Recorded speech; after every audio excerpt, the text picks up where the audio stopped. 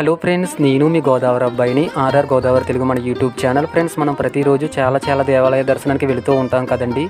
అయితే కొన్ని దేవాలయాల దర్శనానికి వెళుతున్నప్పుడు మనకు మనసు ప్రశాంతతతో పాటు మళ్ళీ చూడాలి అనిపించే కొన్ని దేవాలయాలు అయితే ఉన్నాయండి. అటువంటి దేవాలయాల్లో ఈరోజు నేను అతి పురాతనమైన ఒక దేవాలయ దర్శనానికి అయితే రావడం జరిగిందండి. ఈ దేవాలయం జనక మహారాజు కుమార్తె అయిన సీతాదేవి తను చాలించినప్పుడు భూమిలోకి అయితే వెళ్ళిపోతుందండి. ఆ భూమిలోకి వెళ్ళిపోయిన ప్రదేశం ఎక్కడ ఉన్నదో ఆ ప్రదేశానికి అయితే నేను రావడం జరిగిందండి. ఫ్రెండ్స్, సీతాదేవి తన అవతారం చాలించినప్పుడు తన మాతృమూర్తి అయిన భూమాతలో ఐక్యమైందన్న విషయం అందరికీ తెలిసిందే కదండి. ఆ ప్రదేశం ఎక్కడ ఉన్నదనే విషయం చాలామందికి తెలియదు. మరి అది ఎక్కడ ఉన్నదో, ఎలా వెళ్ళాలనే విషయాన్ని ఇప్పుడు ఈ వీడియోలో చూద్దాం రండి. ఫ్రెండ్స్, మీరు నా వీడియోని లైక్ చేసి కామెంట్ చేసి సబ్స్క్రైబ్ చేయండి. Friends, please subscribe my YouTube channel RR Godavari Telugu. Friends, ఈ పవిత్ర స్థలం ఎక్కడో కాదండి, అలహాబాద్ మరియు వారణాసిలను కలిపే రెండవ జాతీయ రహదారికి సుమారు 4 కిలోమీటర్ల దూరంలో దక్షిణాన ఉంటుందండి. రెండవ రహదారిపై ఉన్న జంగిగాజ్ నుండి 14 కిలోమీటర్లు మనం ప్రయాణం చేస్తే అక్కడికి మనం సులభంగా చేరుకోవచ్చండి. ఈ ప్రదేశాన్ని సీతా సమాహి స్థల్ లేదా సీతామడి అని పిలుస్తారండి. అంటే సీతాదేవి భూమిలోకి వెళ్ళిపోయిన ప్రదేశం అనే అర్థం అండి. ఫ్రెండ్స్, ఈ దేవాలయం తమాసా నది పరిసర ప్రాంతాల్లో ప్రశాంత వాతావరణంలో 90వ దశకంలో నిర్మించిన అందమైన దేవాలయం అండి. ఫ్రెండ్స్, ఈ దేవాలయం జరగక ముందు ఇక్కడ అమ్మవారి జుట్టును తలపించేటట్లుగా కేశవాటిగా ఉండేదని ఇక్కడ స్థానికులు చెబుతారండి. ఫ్రెండ్స్, అంతేకాదు ఇక్కడ మొలిచిన గడ్డిని పశువులు కూడా తినేవి కాదంటండి. సీత కేశవాటికను పాడు చేయకుండా అలాగే ఉంచేవంటండి. ఫ్రెండ్స్, మీరు నా వీడియోని లైక్ చేసి కామెంట్ చేసి సబ్స్క్రైబ్ చేయండి. Friends, please subscribe my YouTube channel RR Godavari Telugu. Friends, Sitamma తల్లి భూమిలోకి వెళ్ళిపోయిన ఆలయ ప్రాంగణంలో మనం చూడవలసిన ప్రదేశాలు చాలా ఉన్నాయండి. ఈ ఆలయ ప్రాంగణం దగ్గరలో 2 కిలోమీటర్ల దూరంలో వాల్మీకి ఆశ్రమం ఉంటుందండి. ఈ ఆశ్రమంలో జానకీదేవి అడవులు పాలైనప్పుడు ఇక్కడే నివాసం ఉండేదంటండి. ఈ ఆశ్రమానికి పక్కనే లవకుశులకు జన్మించిన స్థలం కూడా ఉన్నదండి. ఇక్కడ ఈ ఆలయాన్ని కూడా మనం దర్శనం చేసుకోవచ్చు. ఫ్రెండ్స్, ఈ ఆలయం పక్కన సీతావట వృక్షం ఉంటుందండి. ఈ వృక్షం అతి పురాతనమైన వృక్షం అండి. ఫ్రెండ్స్, మనం సీతమ్మ తల్లి భూమిలోకి వెళ్ళిపోయిన ప్రదేశం చుట్టూ ఒక అందమైన పార్క్ అయితే ఉంటుందండి. ఈ పార్క్ కూడా చాలా బాగుంటుంది. ఫ్రెండ్స్, మనం అమ్మవారి దర్శనానికి వెళుతున్నప్పుడు మనకు మొదటిగా ఒక పెద్ద కొండ గృహ అయితే కనిపిస్తుందండి. ఈ కొండ గృహ లోపల నుండికి వెళితే మనకు ఒక పెద్ద అతి పురాతనమైన శివలింగం కనిపిస్తుంది. చాలామంది భక్తులు ఇక్కడ శివలింగ దర్శనానికి అయితే వస్తూ ఉంటారండి. ఇప్పుడు నేను లోపలికి అయితే వెళ్తూ చూపిస్తున్నాను. అంతా చీకటిగా ఉంది, మధ్యలో లైట్లు కూడా ఏర్పాటు చేశారు. ఫ్రెండ్స్, ఈ కొండ గృహ లోపల నుంచి వెళ్తే చాలా బాగుంది. ఇప్పుడు శివలింగ దర్శనం కూడా నేను చేసుకుని మీకు ఈ వీడియో చూపిస్తాను. తప్పకుండా చూడండి, చాలా బాగుంటుంది. ఫ్రెండ్స్, మీరు నా వీడియోని లైక్ చేసి కామెంట్ చేసి సబ్స్క్రైబ్ చేయండి. Friends, please subscribe my YouTube channel RR Godavari Telugu.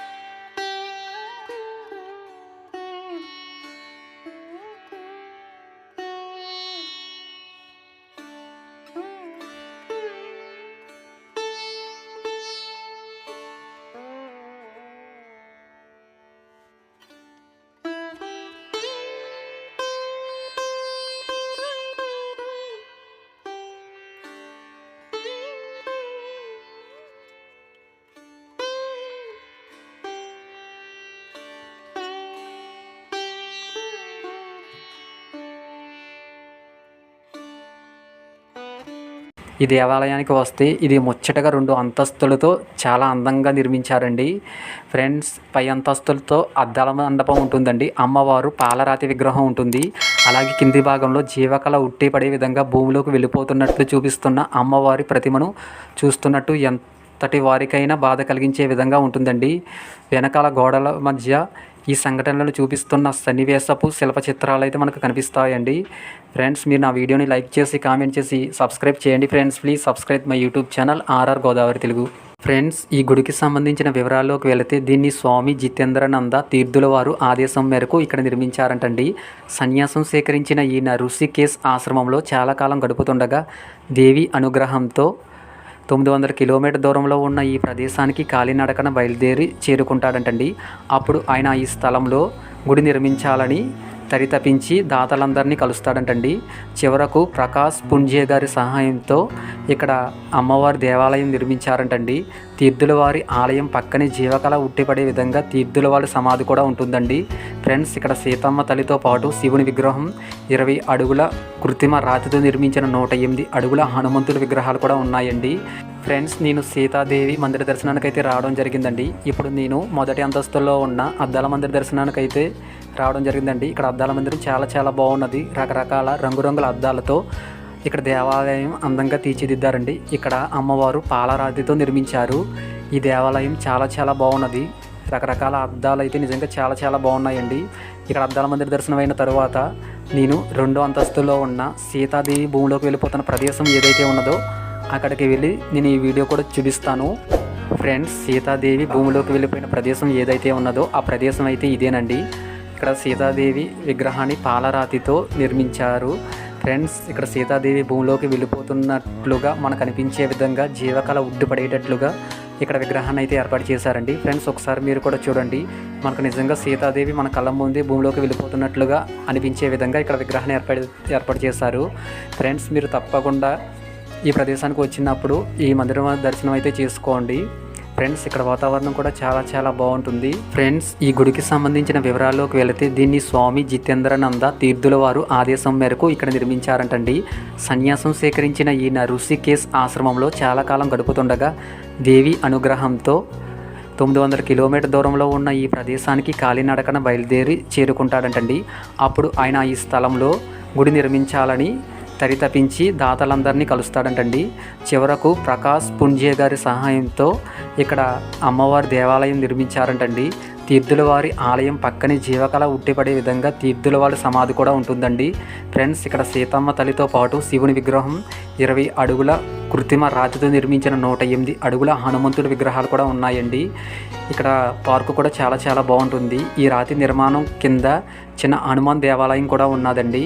Friends, మీరు నా వీడియోని లైక్ చేసి కామెంట్ చేసి సబ్స్క్రైబ్ చేయండి. Friends, please subscribe my YouTube channel RR Godavari Telugu. Friends, Sitadevi భూమిలోకి వెళ్ళిపోయిన ప్రదేశాన్ని సీతామడి అని కూడా పిలుస్తారండి. మనం ఇక్కడికి చేరుకోవాలంటే బస్సు మార్గం ఉంటుంది.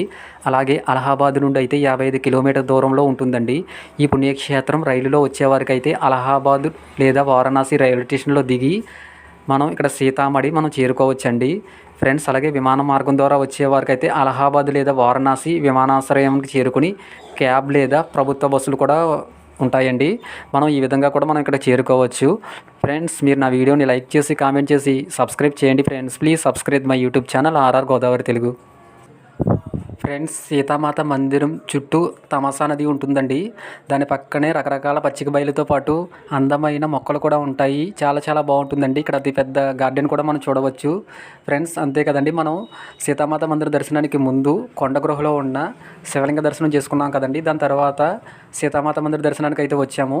ఇప్పుడు దాని పక్కనే ఉన్న 20 అడుగుల కృత్రిమ రాతిపై నిర్మించిన 108 అడుగుల హనుమంతుడు విగ్రహం అయితే ఉన్నదండి. అంతేకాదండి, ఈ రాతి నిర్మాణం కింద చిన్న హనుమాన్ దేవాలయం కూడా ఉన్నది. ఫ్రెండ్స్, ఒకసారి మీరు కూడా చూడండి. ఇక్కడ హనుమాన్ టెంపుల్ అయితే చాలా బాగుంటుందండి. అలాగే ఈ హనుమాన్ టెంపుల్ కింద నుంచి మనం లోపలికి వెళితే ఇక్కడ రామాయణ మహాభారతానికి సంబంధించినవి ఎన్నో చిత్రపటాలను అయితే మనం చూడవచ్చు. ఫ్రెండ్స్, ఒకసారి మీరు కూడా చూసి నా వీడియోని లైక్ చేసి కామెంట్ చేసి సబ్స్క్రైబ్ చేయండి. Friends, please subscribe my YouTube channel RR Godavari Telugu. Friends, శ్రీరామచంద్రుడు పుట్టి పెరిగిన కానించి తనువు చాలించే వరకు జరిగిన సంఘటనలన్నీ ఇక్కడ చిత్రపటాల ద్వారా ఇక్కడైతే ఉంచారండి. ఫ్రెండ్స్, ఒకసారి మీరు కూడా చూడండి. ఈ చిత్రపటాలు చూస్తే రామాయణ మహాభారతాలు ఏ విధంగా జరిగినాయని మనకు అర్థమవుతుంది. ఫ్రెండ్స్, మీరు మర్చిపోకుండా నా వీడియోని లైక్ చేసి కామెంట్ చేసి సబ్స్క్రైబ్ చేయండి. Friends, please subscribe my YouTube channel RR Godavari Telugu.